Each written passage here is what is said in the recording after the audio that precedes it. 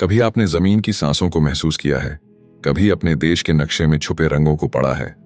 अगर नहीं, तो आज का ये सफर उन्हीं धड़कनों और रंगों की कहानी है। आज हम बात करेंगे उस धरती की जो केवल एक देश नहीं, एक जीता जागता भूगोल है। भारत। भारत एक ऐसा देश जिसे अगर नजरों से नहीं, दिल से देखा जाए तो हर कोना एक नई जुबान, एक नया मौसम, एक अलग मिट्टी और एक नई पहचान लेकर आता है। हिमालय की बर्फ से लेकर कन्याकुमारी की गर्मी तक, थार के रेगिस्तान से लेकर ब्रह्मपुत्र की घाटियों तक, सब कुछ बताता है कि भारत सिर्फ नक्शे पर नहीं, हर मौसम और हर झर्रे में जिंदा है। भारत का कुल भौगोलिक क्षेत्र लगभग 32,87,000 वर्ग किलोमीटर है। साल 2025 तक भारत में कुल 28 राज्य और 8 केंद्र शासित प्रदेश हैं, और आज हम इन सभी की यात्रा करने जा रहे हैं। पर यह कोई सामान्य यात्रा नहीं, ये एक भूगोल की कहानी है जो नदियों, पहाड़ों, मैदानों और समुद्र से होकर गुजरेगी। शुरुआत करते हैं उत्तर की छाप से, जम्मू और कश्मीर से। बर्फ से ढकी चोटियां, झेलम नदी की घाटियां और चिनार के पेड़। भूगोल की दृष्टि से ये पूरा इलाका हिमालय की श्रेणियों में आता है, जहां ज्यादातर इलाका ऊंचाई पर बसा है। इसके साथ जुड़ा है लद्दाख, एक शुष्क ठंडा मरुस्थल जहां झांसकर और सिंधु की धाराएं बहती हैं। अब चलते हैं हिमाचल प्रदेश की ओर, जिसे देवभूमि भी कहा जाता है। यहाँ के पर्वतीय इलाके शिवालिक और धौलाधार श्रृंखलाओं का हिस्सा है। सतलुज, ब्यास और चिनाब नदियां यहाँ की जिंदगी है। हर मोड़ पर एक घाटी, हर घाटी में एक संस्कृति। उत्तराखंड की तरफ बढ़ें तो गढ़वाल और कुमाऊं की पहाड़ियां मिलती हैं।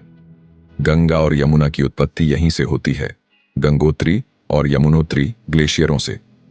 यहाँ का भूगोल इतनी विविधता लिए हुए है कि एक ही राज्य में आप हिमालय की ऊंचाई और तराई की नमी दोनों महसूस कर सकते हैं। अब उत्तर की तराई से उतरते हैं पंजाब और हरियाणा की तरफ। दोनों राज्य सतलुज और घग्गर नदियों के मैदानों में बसे हैं। उपजाऊ जमीन, सिंचाई की सुविधा और हरियाली से भरपूर। यही वो जमीन है जिसे भारत का अन्नदाता क्षेत्र कहा जाता है।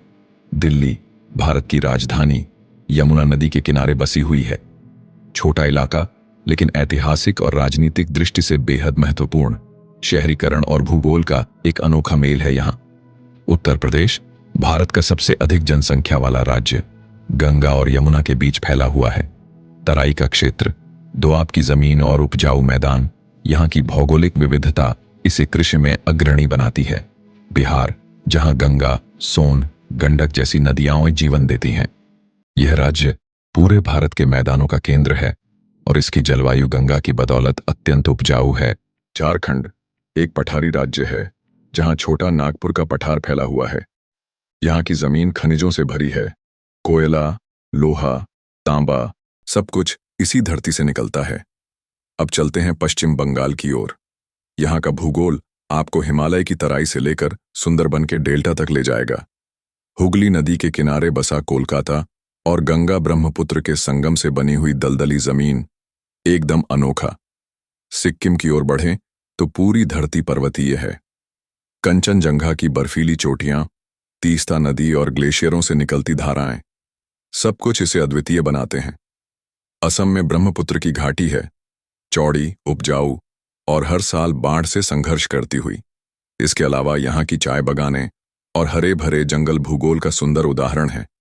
अरुणाचल प्रदेश, नागालैंड, मणिपुर, मिजोरम, त्रिपुरा और मेघालय, ये सभी पूर्वोत्तर राज्य हैं जिनका भूगोल मुख्यतः पहाड़ी है। यहाँ की नदियां छोटी होती हैं लेकिन गहरी होती हैं। बारिश इतनी अधिक होती है कि मेघालय में दुनिया की सबसे ज्यादा वर्षा होती है। अब मध्य भारत की ओर बढ़ते हैं।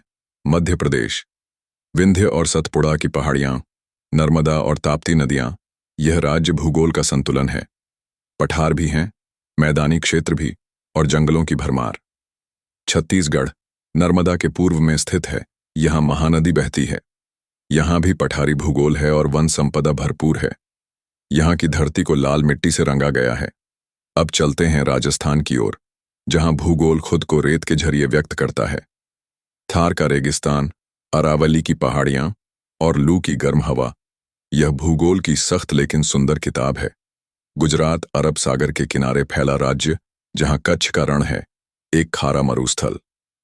नर्मदा, साबरमती और तापी यहाँ की प्रमुख नदियां हैं। द्वारका से लेकर गिर के जंगलों तक यहाँ भूगोल अपनी विविधता में बोलता है। महाराष्ट्र, जहाँ सह्याद्री की पहाड़ियां हैं और पश्चिमी घाट की हरियाली भी। यहाँ का भूगोल खेती, उद्योग और समुद्र तीनों को संतुलित करता है। मुंबई जैसा महानगर भी यहीं है और कोंकण की हरियाली भी। गोवा, छोटा लेकिन अत्यंत सुंदर राज्य, जहाँ समुद्र तट हैं, पहाड़ियां हैं और घने जंगल भी। यह पश्चिमी घाट का ही हिस्सा है। कर्नाटक, जहाँ कावेरी, कृष्णा जैसी नदियां बहती हैं। उत्तर कर्नाटक में पठार हैं और दक्षिण में हरियाली। बंगलोर जैसे टेक्नोलॉजी हब और चिकमंगलूर जैसे पहाड़ी स्टेशन दोनों भूगोल के उदाहरण हैं। केरल, जिसे गॉड्स ऑन कंट्री कहा जाता है, समुद्र और पश्चिमी घाट के बीच बसा है। यहाँ की बैकवाटर, सह्याद्री की पहाड़ियां और अरब सागर इसे बेहद अनोखा बनाते हैं।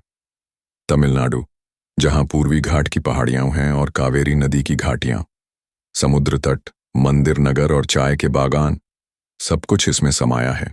आंध्र प्रदेश और तेलंगाना, दोनों राज्य मिलकर एक भूगोलिक विभाजन के उदाहरण हैं। आंध्र का तटीय इलाका और तेलंगाना का पठार, दोनों में भिन्नता है, लेकिन जलवायु और नदियों ने दोनों को जोड़ा है। अब चलते हैं पूर्व की ओर। ओडिशा, यहाँ महानदी, ब्राह्मणी और चिल्का झील जैसे जल स्रोत हैं। पूर्वी घाट की पहाड़ियां और समुद्र तटीय मैदान, यहाँ का भूगोल इसे कृषि और मछली पालन दोनों के लिए अनुकूल बनाता है। अब बात करते हैं भारत के 8 केंद्र शासित प्रदेशों की। दिल्ली के बाद अंडमान और निकोबार द्वीप समूह, जहां समुद्र के बीच बसी हुई पहाड़ियों और समुद्री जैव विविधता ने भूगोल को खास बनाया है। लक्षद्वीप एक प्रवाल द्वीप समूह है, जहां धरती समुद्र के ऊपर तैरती सी लगती है। चंडीगढ़ एक नियोजित शहर है, जो हरियाणा और पंजाब की संयुक्त राजधानी है। दादरा और नगर हवेली और दमन और दीव पश्चिम भारत में स्थित हैं। यहाँ समुद्र तट, पहाड़ियां और उद्योग तीनों मिलते हैं। पुदुचेरी दक्षिण भारत में बसा एक उपनिवेशकालीन शहर है, जो 4 अलग अलग जगहों में बसा है। ये भूगोल में एक अनोखा प्रयोग है। लद्दाख, जो अब केंद्र शासित प्रदेश है, पूरी तरह से हिमालयी भूगोल में आता है। शुष्क मरुस्थल, ऊंचाई और बेहद ठंडा वातावरण इसे अद्वितीय बना